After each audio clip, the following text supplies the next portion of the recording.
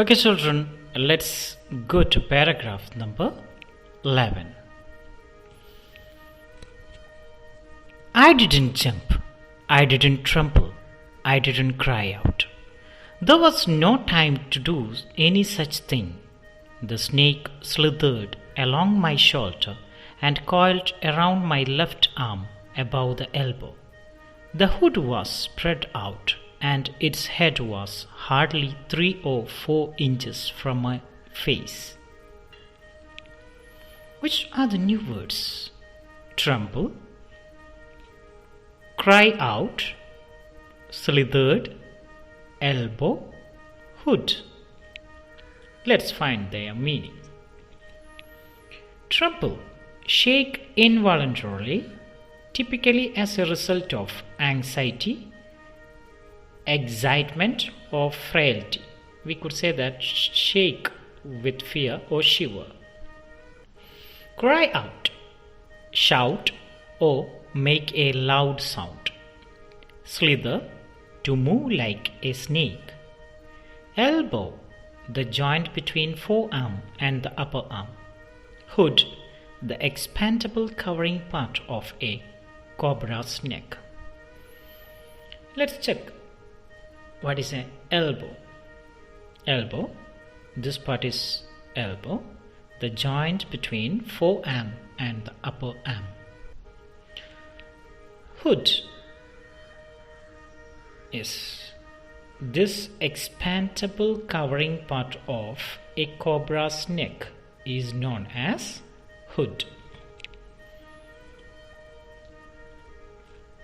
Okay, let's check for the scaffolding questions. How did the doctor react when the snake landed on him? He didn't jump, he didn't tremble, he didn't cry out. He sat motionless because he was afraid very much and he grew numb. He could not move. Let's summarize the paragraph number 11. He did not panic, jump, or tremble. He did not shiver. He did not scream. It happened so fast, so instantly that he did not have any time to react. The snake moved in such a way that it wrapped itself on the doctor's left arm like a coil.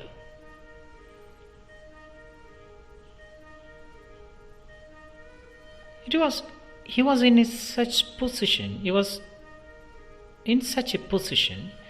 just 3 or 4 inches away from the doctor's face, that if he would have moved slightly, the snake could have bitten him. Can you imagine the situation? The doctor is sitting on his chair and the snake, it's on his left arm. It's coiled round his left arm and it spreaded its hood, and literally the snake is 3 or 4 inches away from the doctor's face. Any slight movement or a tiny movement could result in a snake bite. Okay, children, let's move to the next paragraph. It would not be correct to say merely that I sat there holding my breath. I was turned to a stone. But my mind was very active. The door opened into darkness. The room was filled with darkness. In the light of the lamp, I sat there like a stone image in the flesh. This paragraph depicts the helplessness or the emotion of the doctor as he was in the clutches of a snake bite. or he is anticipating a snake bite. The new words are merely turned to a stone image in the flesh. Merely means only or just. Turned to a stone, unable to move by extreme emotions, or grew numb. Stone image in the flesh. To be motionless like a statue made of flesh. Okay. I will ask you a question. Why did the doctor sit in the chair like a stone image in the flesh? Yes, the cobra coiled around his left arm and stayed only 3 or 4 inches from his face, spreading its hood. If he moved, it would strike him. So he sat like a stone image in the flesh. The doctor says that though he was turned to a stone image in the flesh, his mind was very active. How do you understand that his mind was active? Okay, the answer is in the fright. He did not lose his presence of mind. He did not move or shout. He thought about God. If his mind had not been active, he would have moved and the snake would have bitten him. Okay, children, let me ask you a question. What you would do if you are in the position of homeopath? Normally, we will be shouting, or we will be just jumping or trying to run away from there. But you know that any slight movement would result in a snake bite, and thereby it could cause your own death. Okay, let's summarize paragraph 12. The doctor says that he was not only holding his breath, but had turned to a stone, just like a statue. Here he says that he is petrified. Although physically he was still like a statue, but his mind was very active. He was thinking what he should do next. There was darkness all around him, outside the room, inside the room. It was all very dark. And this darkness shows lack of hope. There was only single light, the light of the lamp, and in that light he was sitting like a statue. Okay, children, let's move for paragraph number 13. I felt then the great presence of the Creator of this world and this universe. God was there. Suppose I said something and he did not like it. I tried in my imagination to write in bright letters outside my little heart the words, "Oh God." Creator is the new word. Let's find what is creator. Creator means maker, but here creator means the ultimate or the God Almighty.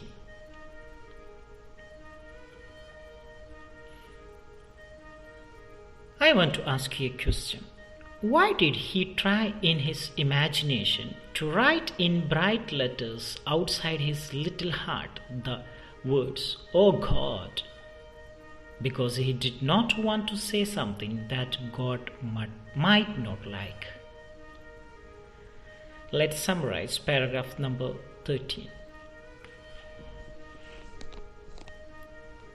Our last resort in a danger is God itself. Here Bashir very accurately depicts that man resorts to God in all his negative experiences or in danger. As he was in trouble, he started feeling the presence of God. He was not able to do anything, so he started thinking of God. He decided not to speak lest he should anger the snake. In his heart, the doctor was praying to God to save his life. Okay, let's move to paragraph number 14. There was some pain in my left arm. It was as if a thick leaden rod, no, a rod made of molten fire, was slowly but powerfully crushing my arm. The arm was beginning to be drained of all strength. What could I do? Let's check for the new words. Leaden rod, molten, crushing, arm, drained. Leaden, heavy or made of lead. Rod means a thin straight bar, especially of wood or metal. Molten means metal or glass which is liquefied by heat. Crush or crushing means deform a thing by applying force. Arm, hand, from shoulders to fingers. Drain means cause to run out or to lose. Okay, let's check what is a leaden rod. Here you have the picture.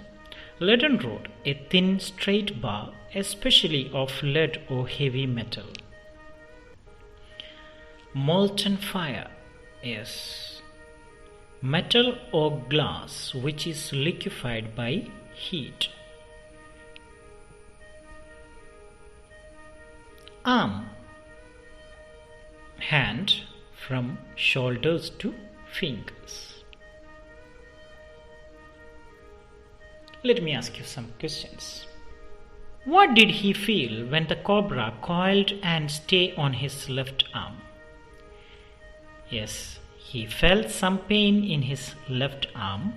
It was as if a rod made of molten fire was slowly but powerfully crushing the arm, and he felt drained of all strength of his arm.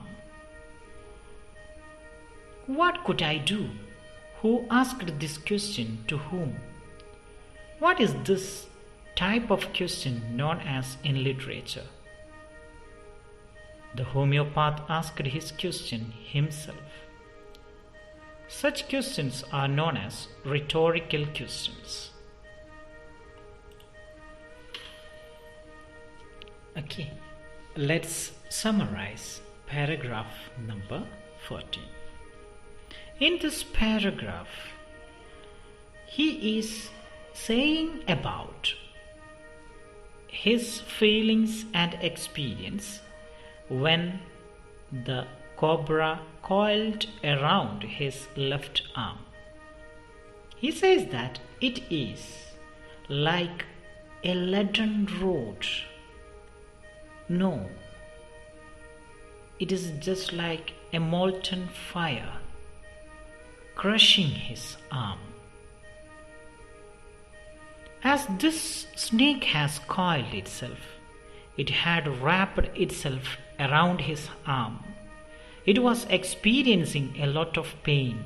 He was feeling as if a thick molten rod made of lead was crushing his arm and breaking it. He felt helpless. He could not do anything to save himself. Let's move for paragraph number 15. At my slightest movement, the snake would strike me. Death lurked 4 inches away. Suppose it struck, what was the medicine I had to take? There were no medicines in the room. I was but a poor, foolish and stupid doctor. I forgot my danger and smiled feebly at myself. Which are the new words? Slightest, strike, lurked, feebly. Slightest, very small in degree or inconsiderable. Strike, usually it has the meaning think or feel, but here in this paragraph it has the meaning of attacking. Lurk, wait somewhere secretly. Feebly, weak, without strength or force.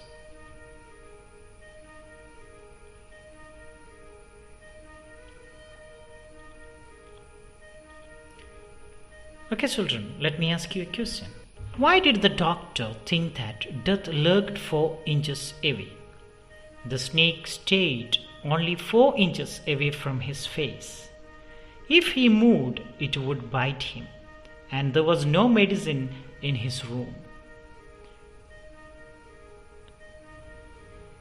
Why did he feel that he was a stupid doctor? Because he did not have any medicine in his room, though he was a doctor. If the snake had struck him, what medicine he would have taken?